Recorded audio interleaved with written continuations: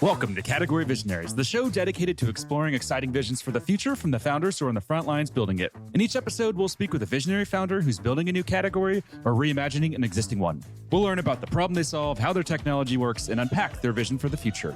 I'm your host, Brett Stapper, CEO of Frontlines Media. Now let's dive right into today's episode.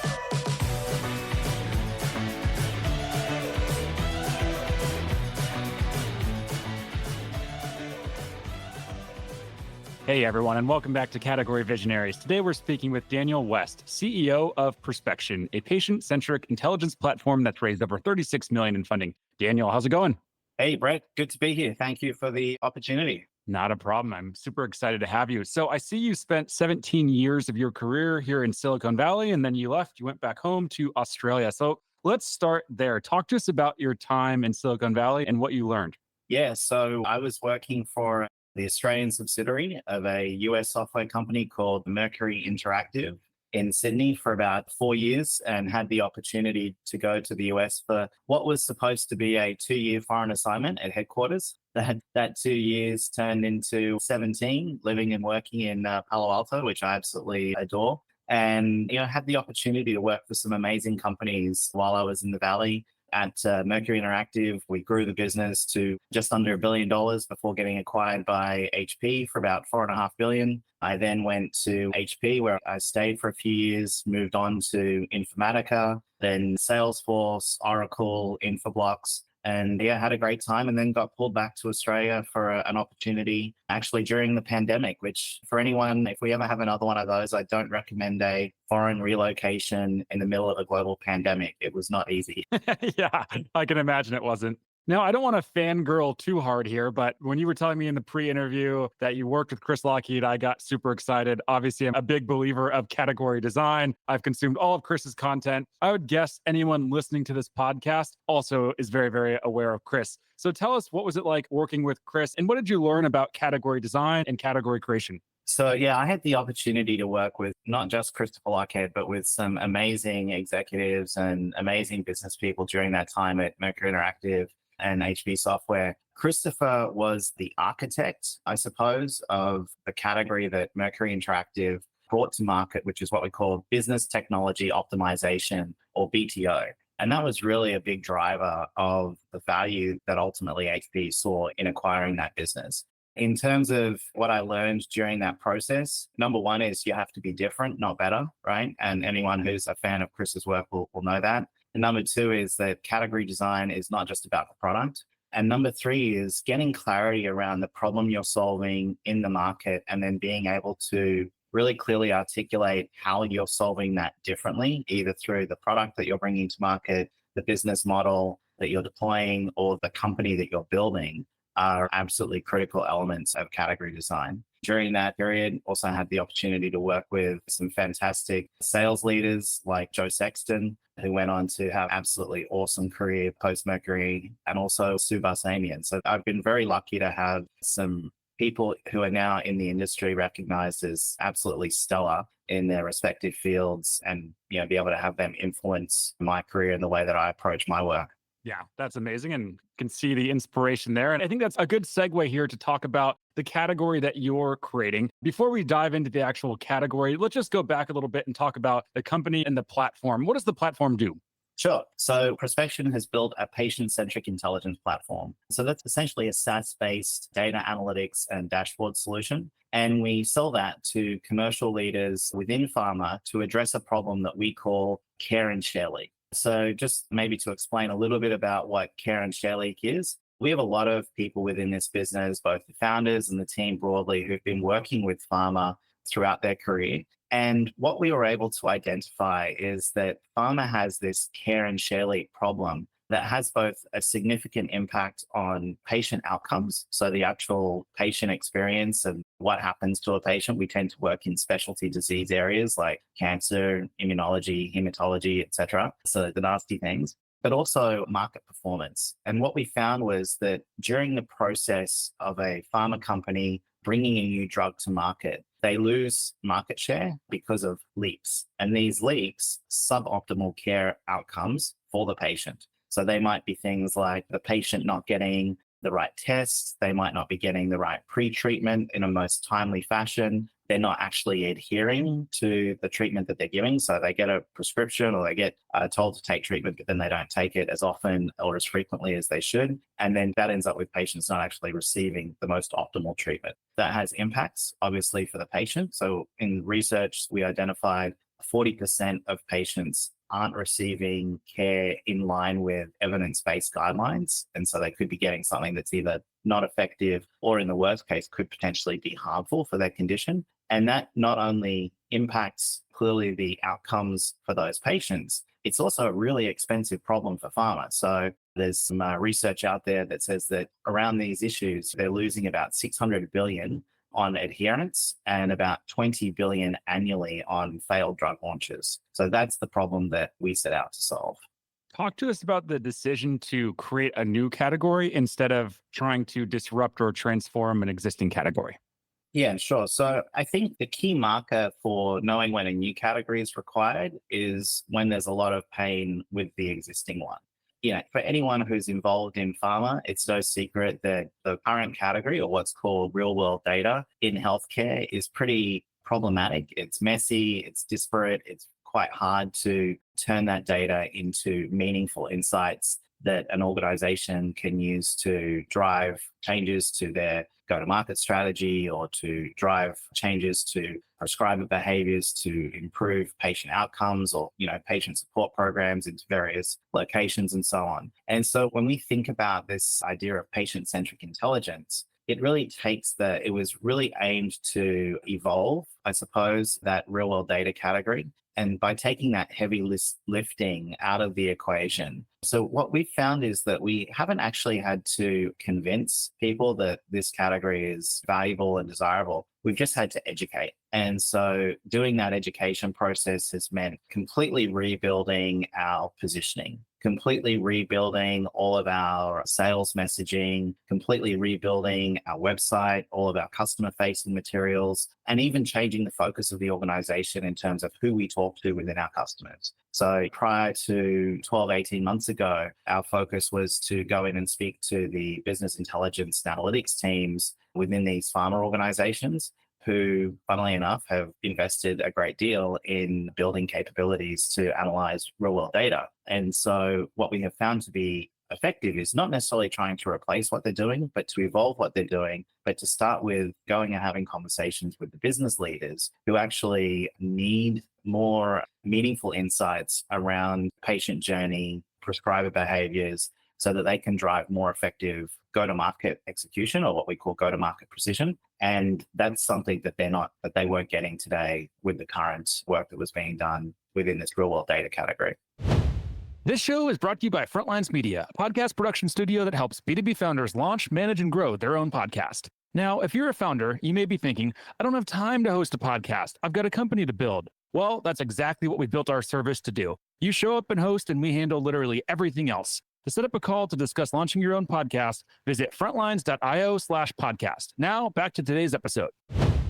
Something you said there that I want to dive into, which I think is very interesting, is this idea that there's a lot of stuff that happened outside of just marketing when it comes to category creation. What I see or what I hear in a lot of the conversations that I have with founders and marketers is they view category creation as something that you can just test, do a landing page and see how it goes. But as I understand it, it's a business strategy and it really affects the entire organization, the go-to-market, every aspect of the business really changes. What were those conversations like for you as you were deciding that this was a category creation play? Because it does require a lot of work and it does change the entire trajectory, or can change the trajectory of the company. Yeah. So number one, I couldn't agree with you more. Category design is not just changing your marketing messaging. It is actually changing the way that you execute your business strategy as an organization. So number one is for it to be effective. And I've had the opportunity, to be in a position at a number of different companies where I've engaged in this kind of category creation effort. And what I have found is that if it's not being led by the CEO, it's highly unlikely that it's going to work. It's either got to be led by the CEO, or the CEO has to make it a core pillar, or has to believe that it is a core pillar in their success and the success of the business. Otherwise, it's probably not worth engaging in the first place. So that's the first thing.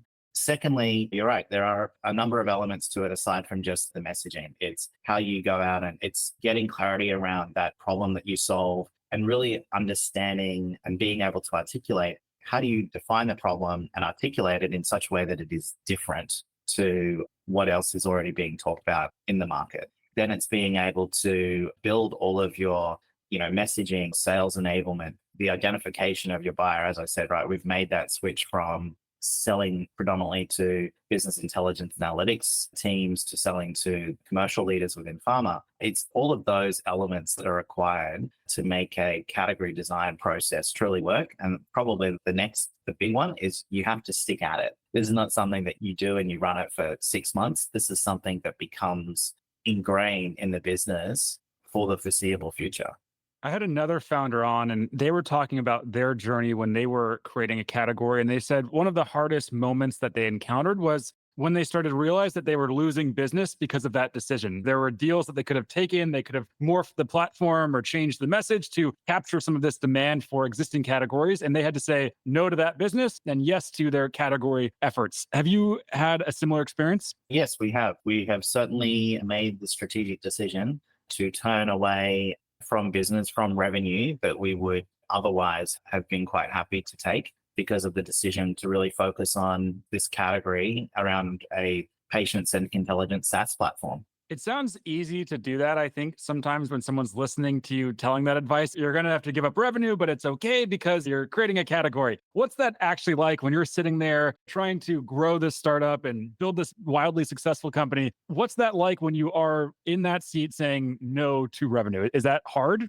Yes, it's hard because as you can imagine, right, as early stage business, every dollar of revenue is important. Every dollar of revenue helps reduce your cash burn, which in this day and age is a very key priority. So yes, it's hard, but ultimately it comes down also to priorities, right? Like everybody, we have limited resources. And if we're spending those limited resources trying to extract revenue from something that is not in line with our overall strategy, versus spending our limited resources trying to extract revenue on something that is in line with our overall strategy, then I know which one of those two options I'm going to pick every day of the week. And as you've proceeded with this category strategy, does anything come to mind that you think you got wrong? And when you look back at it, you think, oh man, I wish we just would have made this one decision or done this one thing differently. Does anything like that come to mind? Yeah, so I think, for me, Brett, as you mentioned earlier, right, I've got a lot of experience. My whole career has been in software, SaaS, and tech companies. I've had the good fortune to work for some of the best enterprise B2B software sales organizations in the world. And I think, to be honest, one of the things that I needed to do when I joined Prospection was, and it didn't happen immediately, but I had to let go of my existing biases from my previous roles. Right. So when I joined, I had preconceived notions on how this is essentially an enterprise B2B SaaS business, right? We're selling to pharma, long sales cycles, selling to senior decision makers. We're selling a business solution that has real business outcomes for the customer. And my thinking was, okay, I've done this multiple times before.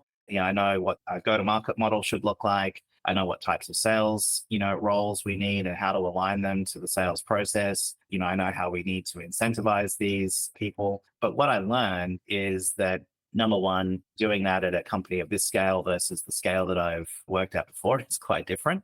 You don't have the luxury of the level of specialization that you might have at an Oracle or a Salesforce or what have you, obviously. But also the type of people that are required in a business that is very focused on a specific industry are quite different. So for people to be successful in this business, you need to have a fairly unique combination of skill sets. You need to have clinical knowledge because obviously understanding the disease areas that we work in and the disease areas that our customers work in is very key. You have to have a lot of what I would call data mastery and deep analytics capability, maybe not to the level of a data scientist, but you have to be able to talk the language of data. And you need to really have a good understanding of pharma and how pharma works. And that is an art unto itself. And so being able to just go out and hire your really effective enterprise B2B software salespeople wasn't really an option. And so the decision that I ultimately came to was that we needed to focus on teaching sales process,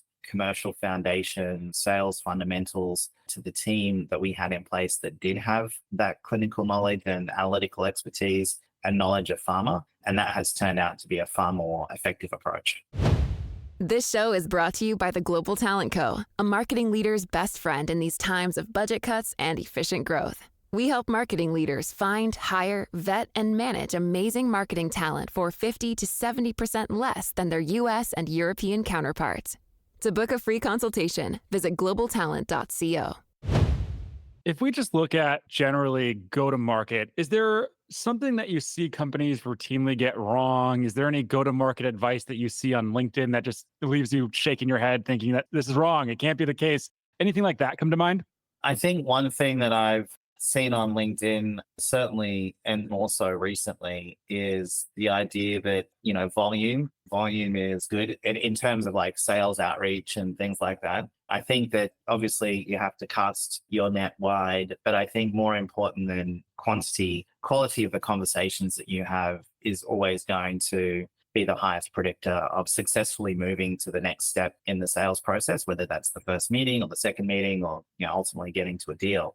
And quality of conversation, in my mind, comes down to clarity, right? It's being really clear around what is that problem you're solving, and then really being able to answer what I consider to be three fundamental questions in sales, which is, why should the customer change? Why should the biggest competitor in any sales process is always the status quo, right? So if you can overcome the questions like, why change now? And then why us? Then that will be a high quality conversation and a high quality sales process. And I don't see enough focus in the market and in all these influences and whatnot around those fundamentals. I want to also ask about the lessons learned as you took over the reins of the company in 2023. So obviously our audience, they're mostly founders. I would say 90% of them now are early stage founders. What advice would you have for them of when they know it's time to bring in a CEO to continue to execute and grow on their vision? Like, what are the indicators that may be time to consider making that type of change?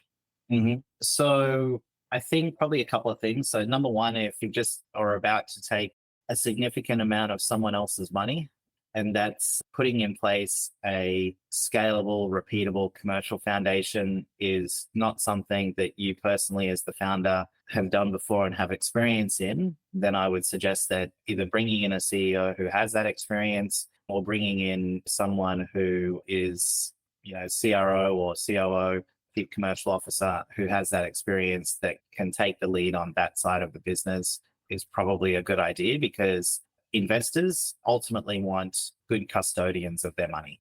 So that would be one of the key indicators. I think the other key indicator is when you get to the point where your solution, you've recognized that you're offering, the problem you're solving, you have successfully solved a solution to that problem to the point where you can identify a consistent ideal customer profile. And there are enough of those ideal customer profiles in your theater of operation, if you like, to make it clear that it is a repeatable business. At that point, you really need to bring in someone who can essentially operationalize or industrialize your business and make it repeatable in an efficient way. Founders are amazing at, going into a new market, understanding what works, what resonates, their understanding of a particular customer type that you're working with or the industry for whom you're solving a problem for, and how the technology that you've built applies to that is an amazing skill set, and one that I would never attest to have or probably ever develop. But equally, it's not scalable. And so once you've demonstrated that there is a market opportunity out there that requires scale and repeatability, that would be the time to bring in somebody who has those skill sets. How do you evaluate that? As you're doing those interviews or, considering bringing in someone to be CEO, how do you even try to understand if that person's going to be the right fit and has those skills? Well, number one would be demonstrated experience at having done it before.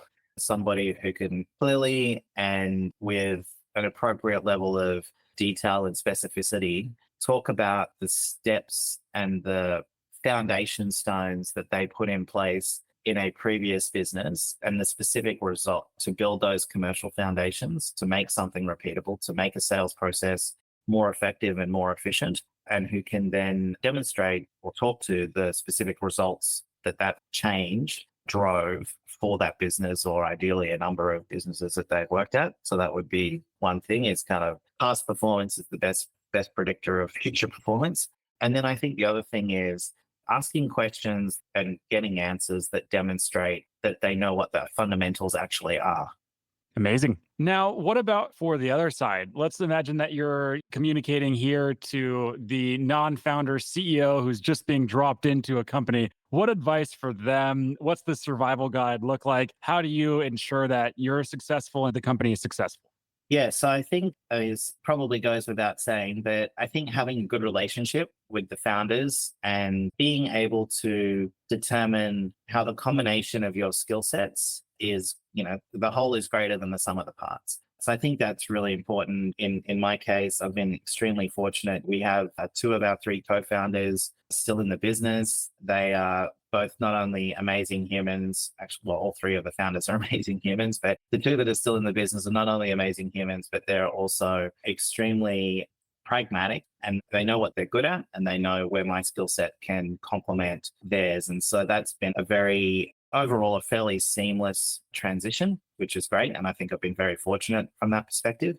In terms of it's more on the relationship side with the founders, I think some of my observations or lessons or advice, however you want to put it, for non-founder CEOs are probably kind of in the following areas. Number one is when I came in, it was really important to create clarity. And there are a lot of cool things being done in the organization, a lot of really interesting intellectual challenges that were being solved, but we weren't clear on what that problem was that we were solving, what was the value of solving it. So I think number one is getting really clear on the fundamentals. So what is the problem you're solving in the market? Who is the ideal customer who has that problem? And what is the value to them of solving that problem? Second is getting really clear around your priorities. So what are the priorities for the business? What areas are we going? What markets are we going to focus on? What are the key metrics that we're going to try and move? What are the priorities from a product roadmap perspective?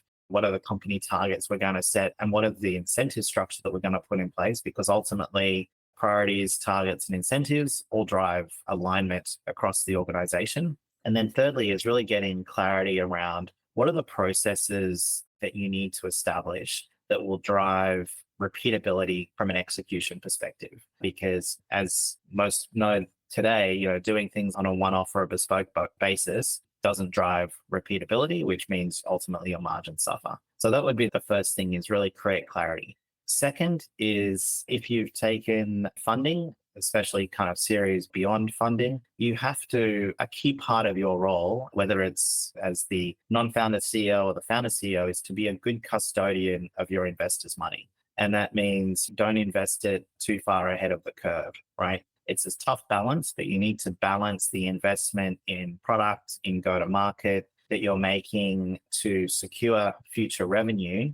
You need to balance that because the spend is immediate, but the revenue isn't, and the revenue isn't guaranteed. So you can spend all the money and then not get the revenue, and you'll have a set of very unhappy investors.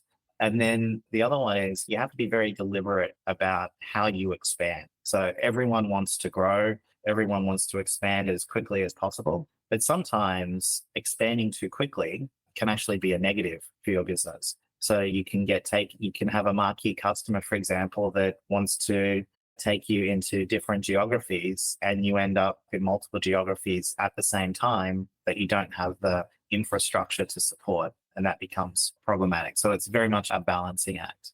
Third, it's never too early to build that commercial foundation that enables scale. So as I said earlier, as soon as you get to that point where you've identified the problem, the customer profile, and you've proven that it is a problem that is occurring frequently enough in the market to make it worth, solving in a scalable way, you need to build that commercial foundation. So that's defining and documenting that problem you solve, who you solve it for, and the value of solving it. It's being very clear around what is that core value proposition of your product or solution. So I boil it down to kind of 4 fundamental things, right? Does it make your customer money? Does it save them money? Does it reduce their risk? Or does it save them time? Or any value proposition in B2B can pretty much be boiled down to one of those 4 things. As I said earlier, creating a process for answering key questions with a prospect to get them to move forward. So the why change now, and why us?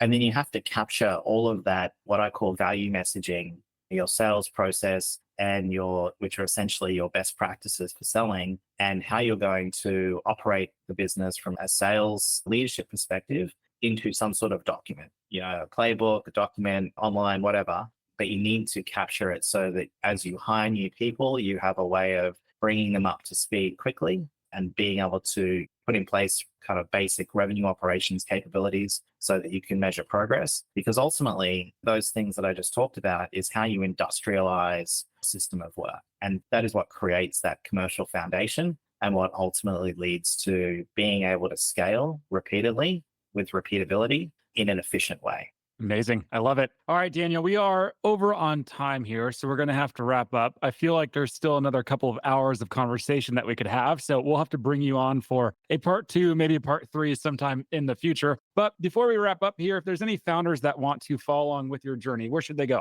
You can find me on LinkedIn. Awesome. Daniel, thanks so much. Really appreciate it. Thank you very much, Brett. It was a pleasure. This episode of Category Visionaries is brought to you by Frontlines Media, Silicon Valley's leading podcast production studio.